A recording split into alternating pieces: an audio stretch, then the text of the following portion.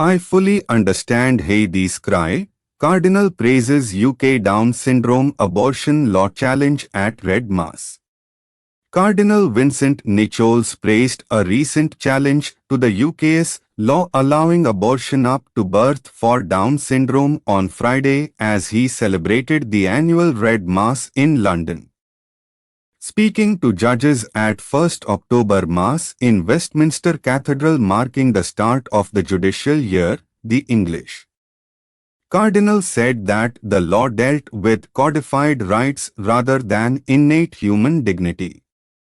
The Archbishop of Westminster suggested that there was a tension between the two, offering the example of Heidi Crowther, one of the people who challenged the law at the High Court. He said, she argued that the provisions of the current abortion law are an offense against her inasmuch as that law allows for abortion up to full term if there are substantial risks that, if the child were born, it would be seriously handicapped. Heidi is a person with Down's syndrome. The judgment of the High Court found that the current Abortion Act was not unlawful as it aimed to strike a balance between the rights of the unborn and the rights of the women. The Cardinal continued, I fully understand Heidi's cry. The judges might not think the law discriminates against me, the government might not think it discriminates against me, but I am telling you I feel discriminated against. Her cry is rooted in her instinct for the innate dignity that is hers as a human being made in the image and likeness of God. This is a line of argument that is not easy to include in a judgment over conflicting right, which has no wider or prior frame of reference. The High Court rejected the landmark abortion law challenge on 23 September.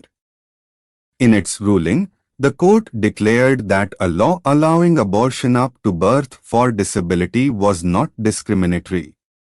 The challenge was brought by Crowther, a 26-year-old from Coventry, in central England, and Mary Wilson, a mother whose son has Down syndrome. Section 1(1)(d) of the UK's Abortion Act 1967 permits abortion up to birth if there is a substantial risk that if the child were born it would suffer from such physical or mental abnormalities as to be seriously handicapped. There were 3,083 abortions based on disability recorded in England and Wales in 2020, 693 of them following a prenatal diagnosis of Down syndrome, an increase from 656 in 2019.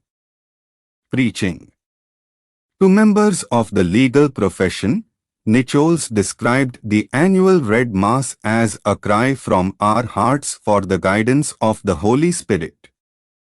How right it is that, each year, we have this opportunity to pray for the strengthening of the link between the administration of our laws and the ultimate justice that is the gift of God, he said. The Cardinal, who offered his resignation as Archbishop of Westminster to Pope Francis on turning 75 years of age in November, said that social and cultural tensions were being laid bare with increasing bluntness. Free, reasoned discussion is difficult to sustain, due in part to the ways in which views, convictions, resentments are expressed, and in part to an increasing practice of listening only to those with whom we agree, he said. The echo chambers of social media can contribute to the corrosion of intelligent discourse and respectful dialogue. This undermining of the deeper bonds of society is often expressed in the language of individual rights. There is, of course, a proper desire for the exploration of such rights, for a recovery of those that have been lost, or an establishment of those that have never been recognized. And this often becomes the work of our courts of law. Said that faith could contribute to society by the insistent proclamation of the transcendent dimension of the human person, of the truth that every person is made in the image and likeness of God, comes from God and is destined for God.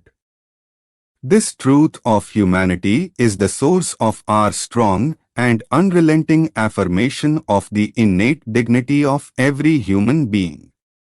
He commented, "This is the witness of our faith that every person is endowed with a dignity which rises from the Creator, and that without that horizon the dignity and the duties associated with it may easily be lost. Without that horizon the esteem attributed to people will depend not on that first and fundamental criterion, but on their perceived usefulness or on their access to a claim of rights."